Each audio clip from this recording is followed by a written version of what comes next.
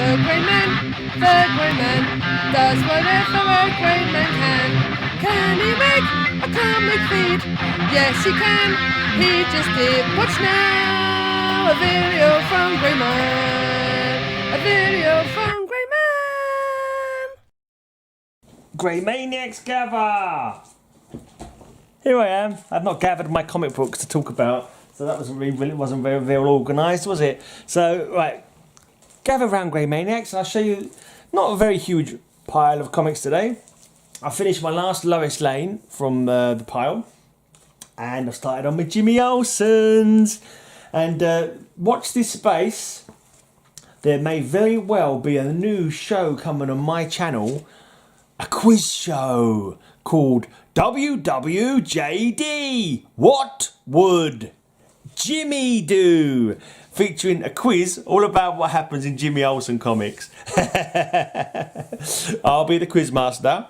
Matilda Gothica, that #1 Jimmy Olsen fan, is going to be the score lady. She's going to be totting up the scores, and it'll be like, I don't know, multiple choice. So we get like 3 or 4 contestants or something. We'll have rounds. We'll give everyone a question, multiple choice, and see who wins. And there probably won't be any prizes because I'm skint. I can't give you a prize. You just have the knowledge that you are the best, the greatest Jimmy Olsen fan of the week.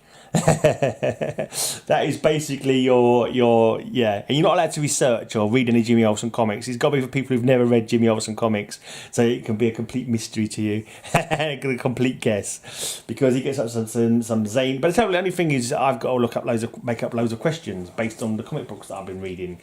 And that's a good point. If I tell you what happened in these comic books now, it's going to give you. It's going to be spoilers, isn't it? It's going to be spoilers for what would Jimmy do show. If I tell you about the comics now, knowing me, I'll be too lazy to do it anyway. But right, so this is the last Lois Lane that I read from the batch that I bought, number 108. I was chatting to the guy I bought these off, and he's offering me a bunch of Superman, but they're in pretty. These cost me a lot of money. I they were probably worth the money that they were, but I haven't got much money, so I need to be buying lower grade or not at all, or lower, less comics or whatever. So he's offering me a batch of ones that I need, and he's talking about nearly £200, and it's for about 28 comics or something, and it's like, it's probably well worth it for the the individual for what they're probably going for on eBay, but I can't be sending silly money like that. I can't be spending silly money I haven't got on stuff like that, so I'm not going to. I said to him, have you got any like low grade ones you want to get rid of from this lot, like anything ropey? I can buy some ropey ones off you instead, like as a batch.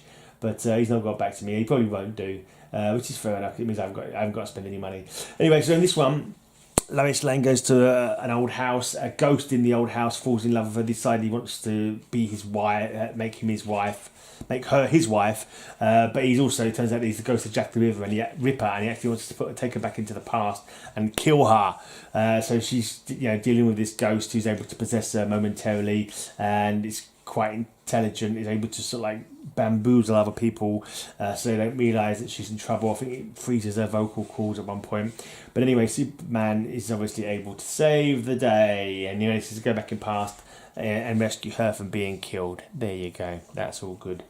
And then the second backup story. This is the 70s. This is a 70s issue now. All the 60s ones got like 3 Lois stories, but this one's got just 1 Lois story at the front, and then the back story is Rose and Fawn. In this one, she appears dead because she was pinned by a car and the exhaust fumes overcame her.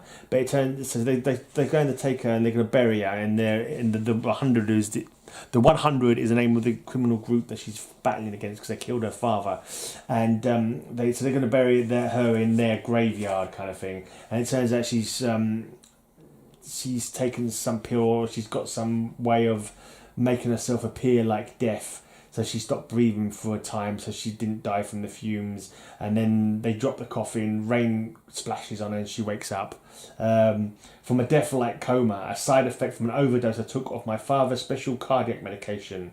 I was trapped. My one out was to fake death. I was always ready just in case. So a little bit of a little bit of a what? Head scratching kind of, that doesn't make sense kind of, but yeah, it's comic books. It makes sense in comic books. All you need to know is that Fawn survived and she defeated the 100 members. It wasn't 100 of them, but the gang, the organisation are called the 100.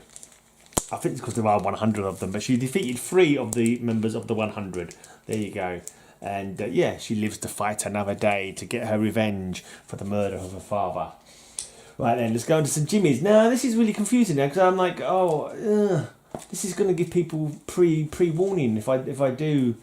I'm just going to go in a very, very smidgeny of smidgens, actually. I'm going to tell you what happens, but I'm not going to tell you what happens, if you catch my drift. So, I'm just going to give you a really, really overflow go of the surface stories. And if you want to know more about it, you're going to have to hope that I put on my What Would Jimmy Do show, and and you can watch it and find out what happens in various of these stories. So in this one, the first one, he becomes a human octopus. He gets 6 arms.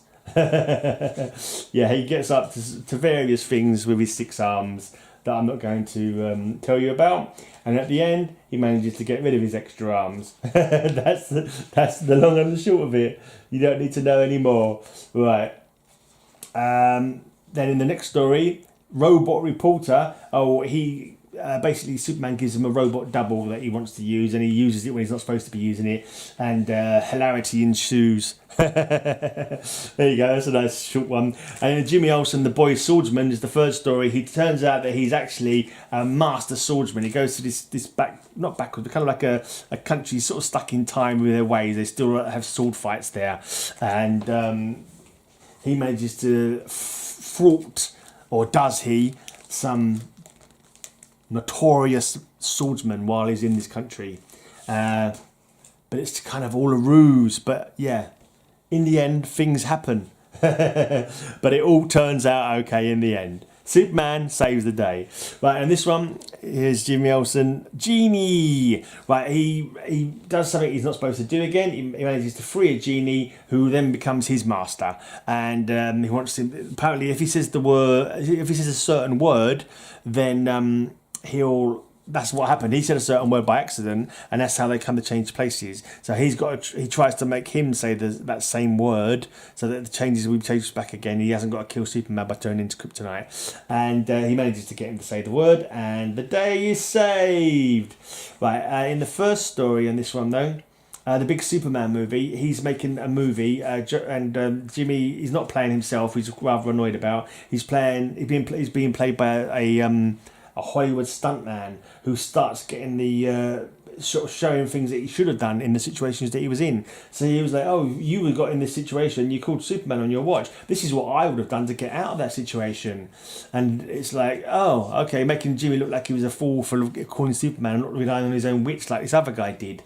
And he's a handsome superstar. And Jimmy's girlfriend Lisa, no, not Lisa, Lucy Lane. I think of my own girlfriend Lisa. She's my super Lisa. Lucy starts falling for this other guy, or he starts basically.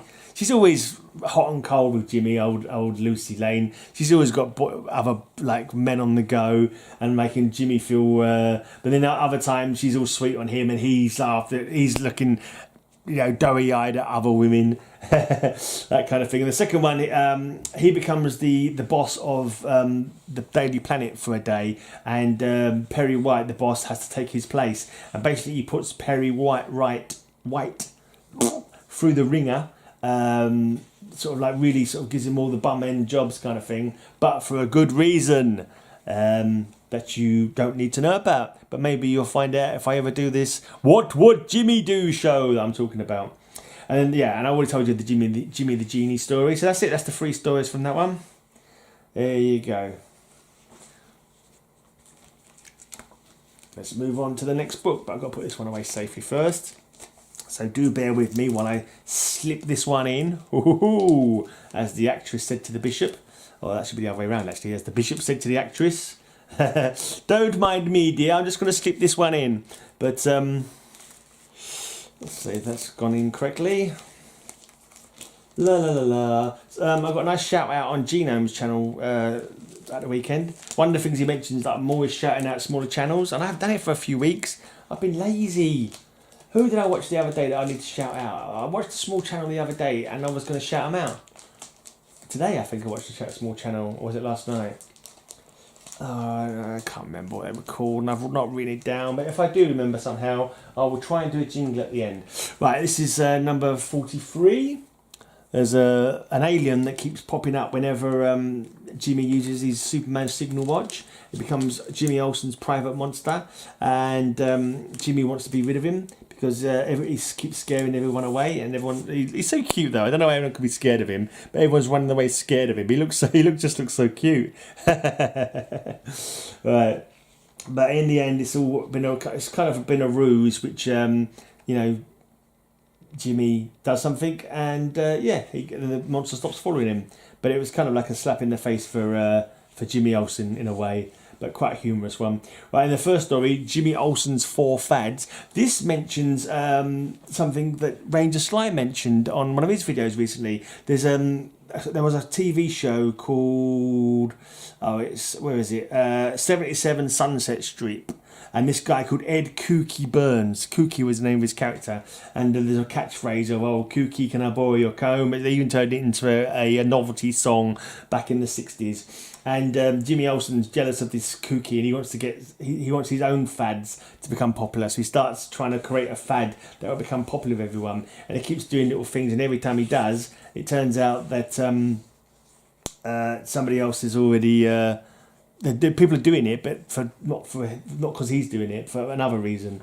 Yeah, it's all good. In the Phantom Fingers Olsen, he poses as a pickpocket so that he can break up a gang of crooks. He gets himself in trouble. Superman gets him out of trouble. It's all good in the end. And anyway, the Jimmy Olsen's private monster one, I've already told you what happened. Sort of told you what happened in that one without really giving the game away too much, because you never know what will happen in the future on this channel. Maybe there'll be a show dedicated to everyone's favourite redhead. But he's not a redhead in this one, he's a brown haired because he's turned into a werewolf. Once again, he does something that he's not supposed to do. I think he drinks a magic potion because he's like, "Oh, don't be silly, these magic potions aren't really going to work. Look, I'll prove it by drinking this one that says I'll turn into a werewolf." And guess what happens? You'll never guess what happens. Oh yeah, he turns into a werewolf. And the only way you can be get out from being turned into a werewolf is by getting a kiss from somebody. A good-looking lady, and Superman arranges it for him surreptitiously. I'm not going to tell you who kisses him. So, and then we've got Jimmy's leprechaun pal. Jimmy's leprechaun pal turns out to be, he's a complete pain in the butt, and it turns out to be. Can you guess who it turns out to be? Maybe you better just darn well watch one of my shows in the future if I ever do it. And this last one, I'm just going to show you this panel because it's absolute comedy gold. It's like, oh, okay. I had to send it to Matilda because I know how much she loves Jimmy Olsen. But does she love Miss Jimmy Olsen? And that's Jimmy dressed up to go undercover. Miss Jimmy Olsen. He makes quite a good looking lady. I was never confused. Right. Yeah, so he goes undercover and he becomes a gangster's mole. By accident, kind of. He's trying to get the goods on where these stolen gems are. But he ends up having to go on a date with the criminal kingpin who takes quite a shine to him. Let's just say it's lucky that they were more gentlemanly back in them days. Otherwise, things could have gone badly awry. Yeah. Let's just say that while Jimmy was trying to find the jewels that have been stolen, it's lucky that no one had looked for his jewels, if you catch my drift. Right, because they wouldn't have been happy. Okay, right, in this one, Jimmy Olsen, right, this boy suddenly gets superpowers and he starts to look like he's going to be usurping Jimmy. He keeps doing things that Jimmy would have done, like go on a TV show that Jimmy was supposed to go on, but he gets kicked off for the sake of this Tom Baker power lad. And it turns out this Power Lad guy was actually from the bottle city of Kandor. It was a ruse to try and keep Supergirl's identity a secret somehow by pretending that he was helping.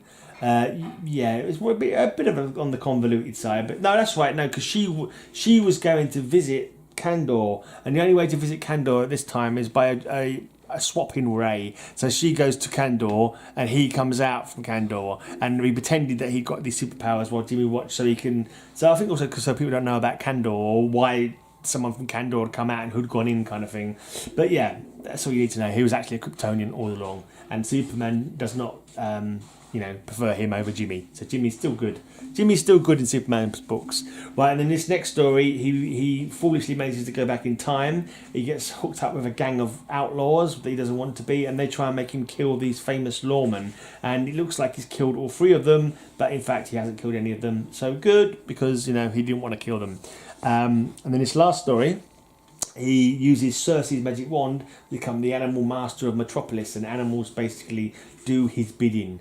And he gets up to a few japes along the way until Crypto accidentally destroys the wand by carrying it in his mouth at super speed, and it catches fire.